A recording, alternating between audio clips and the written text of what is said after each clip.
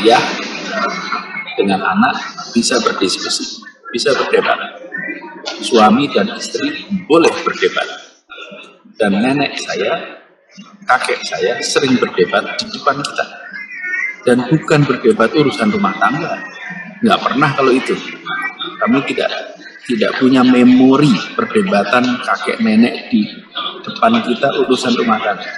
Tapi mereka berdebat urusan umat, mereka berdebat urusan masyarakat. Kalian yang saya hormati, pertama saya mengucapkan sekali lagi terima kasih kepada Yayasan Anies Baswedan yang menyelenggarakan kegiatan diskusi pada malam hari ini, dan pemilihan temanya dan tema yang amat menarik karena mengambil momen peringatan Milad ini untuk bicara tentang pendidikan karakter dan masa depan bangsa. Nah, saya ini merenungkan pendidikan karakter. Apa sih sesungguhnya pendidikan karakter? Pendidikan tentu artinya luas.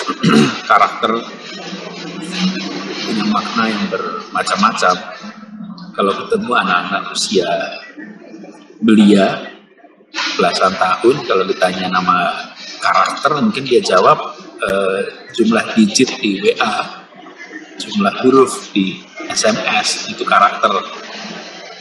Jadi karakter pendidikan adalah sebuah pesan yang kita pahami sama-sama, punya makna luas.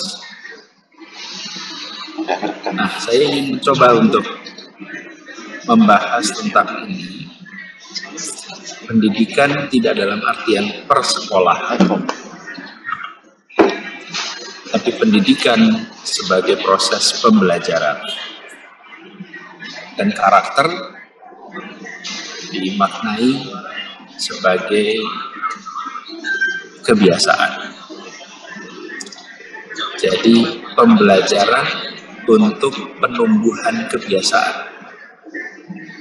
Nah, karena ini dikaitkan dengan A.R. Baswedan, saya mencoba untuk mengambil 1-2 kebiasaan dari A.R. Baswedan yang boleh kita sebut sebagai karakter dan mudah-mudahan relevan dengan situasi kekinian.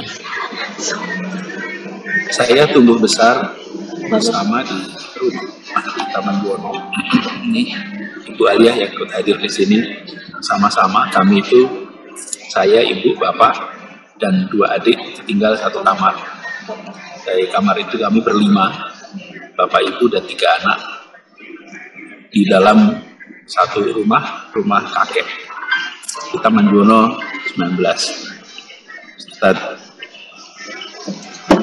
Di akhir ini tahu persis lokasi tempat kita, Pak Jazir, Pak Mas Lukman, Mas Khairul Anwar, Pak Mamah itu tahu persis semana kita tinggal di Taman Buwono 19. Di rumah ini saya tumbuh. Nah, saya ingin ceritakan di sini bukan soal rumahnya, tapi soal karakter yang itu relevan untuk kita bahas.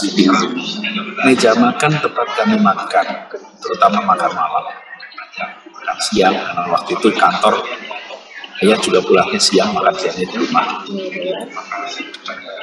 Meja makan itu adalah meja debat. Meja makan itu adalah meja tukar pikiran. Meja makan itu adalah tempat yang dinamis. Di meja makan itu,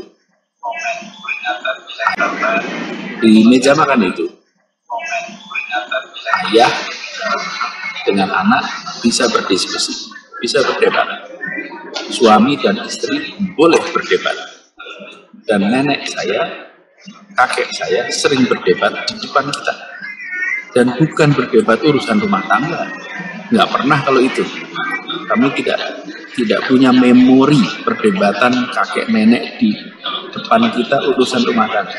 Tapi mereka berdebat urusan umat, mereka berdebat urusan masyarakat. Jadi,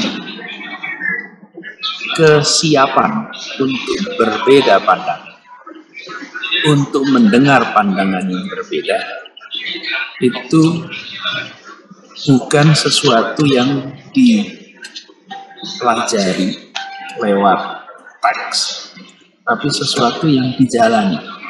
Di rumah dibangun iklim demokratis. Itu istilah sekarang. Kalau dulu istilahnya terbuka, setara.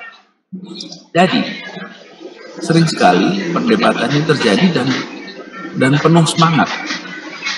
Berdebat yang penuh semangat. Berdebat penuh semangat itu artinya ya cukup intensif diskusinya. Itu di rumah. Tapi ini bukan kasus di rumah saja. Pak Air Baswedan terbiasa untuk mendatangi orang yang berbeda pandangan, didatangi orang yang berbeda pandangan, berdiskusi dengan orang yang berbeda pandangan, sehingga ada proses pendidikan bagi yang terlibat, baik lawan bicara, baik yang mendengarkan, ataupun bagi dirinya. Jadi ada sebuah pendidikan karakter, ada sebuah pembelajaran atas sikap keterbukaan, sikap kemauan untuk mendengar, dan kemauan untuk menyampaikan pandangannya secara apa adanya. Ini dilakukan bukan hanya dalam konteks keluarga, tapi boleh diruntut dalam perjalanan hidupnya.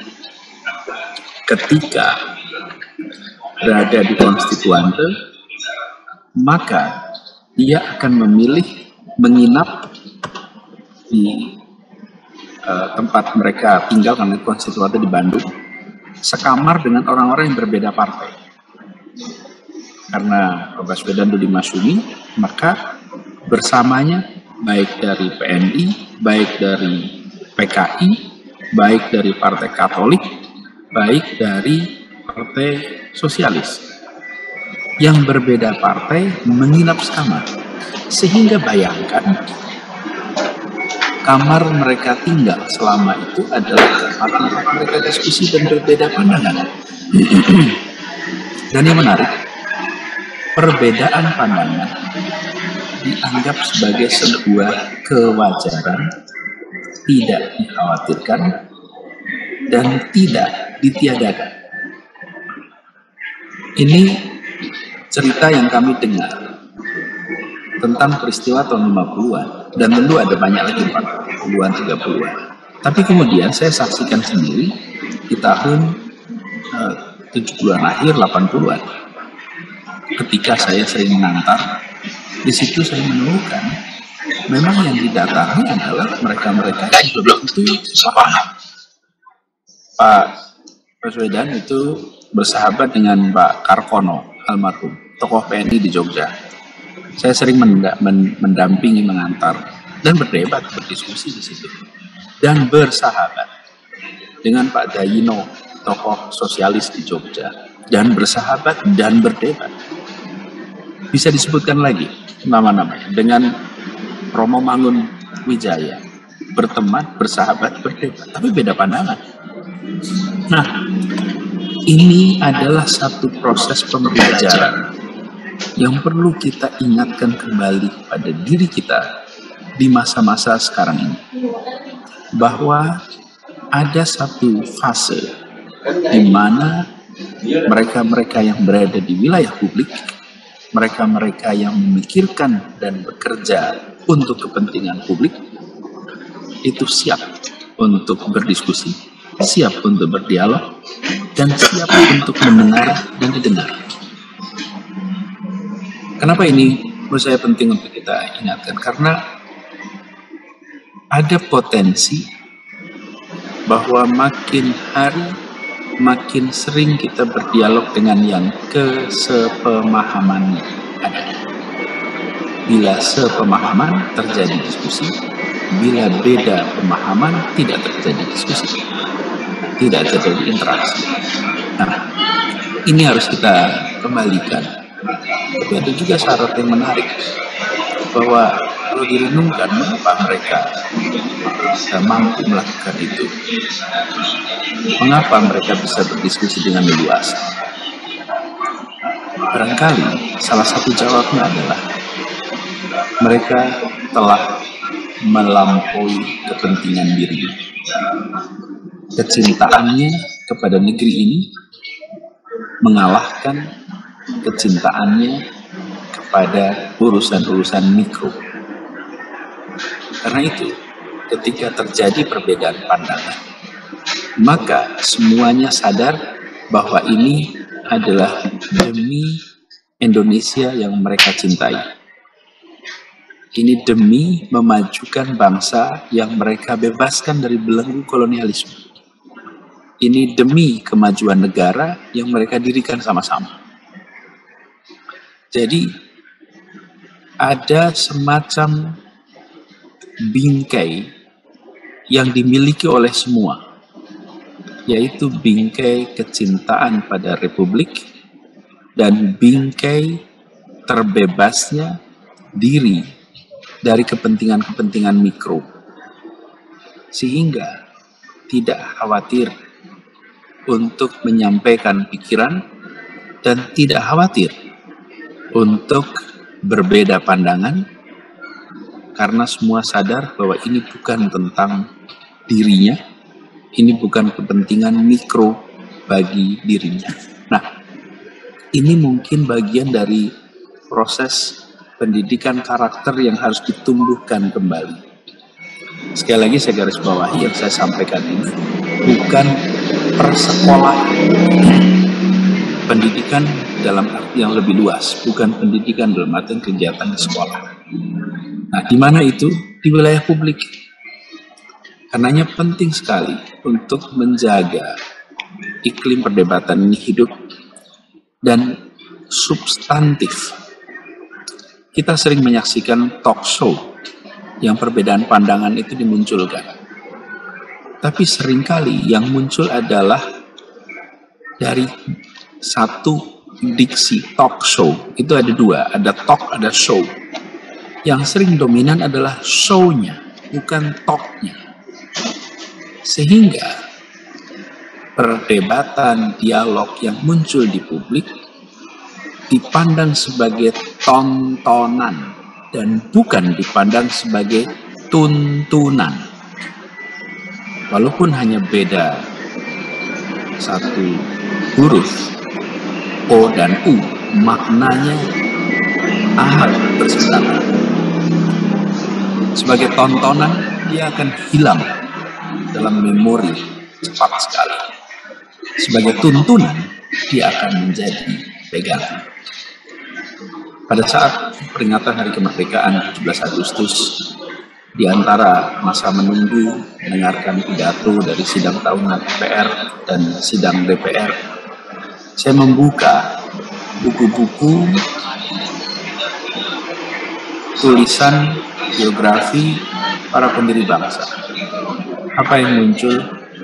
Kumpulan pidato Bung Hatta, kumpulan tulisan Natsir, kumpulan tulisan Bung Karno,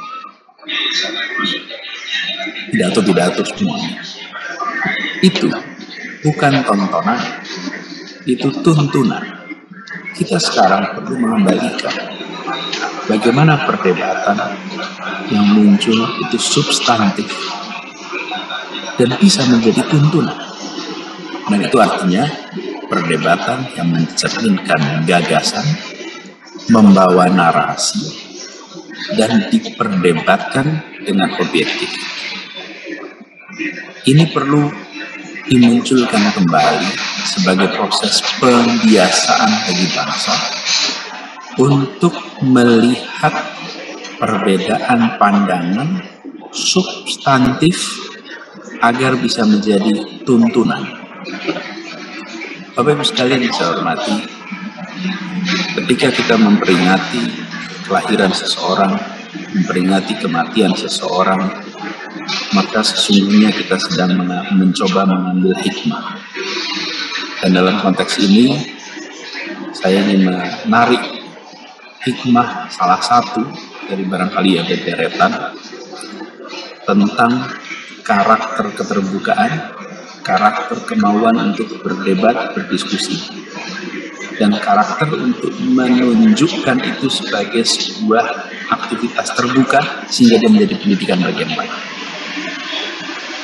Dan salah satu ciri, kalau saya boleh ingat kenapa ini saya sebut sebagai sesuatu yang substantif, karena diskusinya selalu direkam. Ada kaset recorder yang selalu merekam diskusi dan perdebatan. Tidak mungkin omong kosong direkam di dalam kaset itu omong isi yang direkam. Ini adalah sebuah hikmah yang mudah-mudahan di dalam peringatan 113 kelahiran Air Baswedan bisa menjadi hikmah bagi kita. Kita perlu menumbuhkan kembali tradisi itu, karakter itu, kebiasaan itu. Dan mudah-mudahan dengan begitu kita akan menyaksikan adanya arah yang lebih bisa dipahami oleh semua atas pergerakan kemajuan bangsa. Karena semua yang disampaikan adalah sebagai kebijakan, adalah juga bahan yang bisa diperdebatkan dan bahan yang merupakan titik temu dan akumulasi atas berbagai pemikiran dan pandangan yang ada. Semoga kita semua terus berada dalam situasi terjamin untuk merdeka bicara, merdeka diskusi, dan merdeka untuk bisa bertukar pikiran demi kemajuan bangsa kita. Demikian Ibu sekalian sebagai pengantar diskusi pada malam hari ini. Mudah-mudahan yang singkat ini memberikan manfaat bagi kita semua, bermanfaat bagi kami, dan bermanfaat dalam kita mendiskusikan lebih jauh nanti bersama dengan para narasumber, Profesor Hamamah, Profesor Fain Anwar, Master Hakim, dan Ustadz Yasir. Demikian dari saya. Terima kasih. Assalamualaikum warahmatullahi wabarakatuh.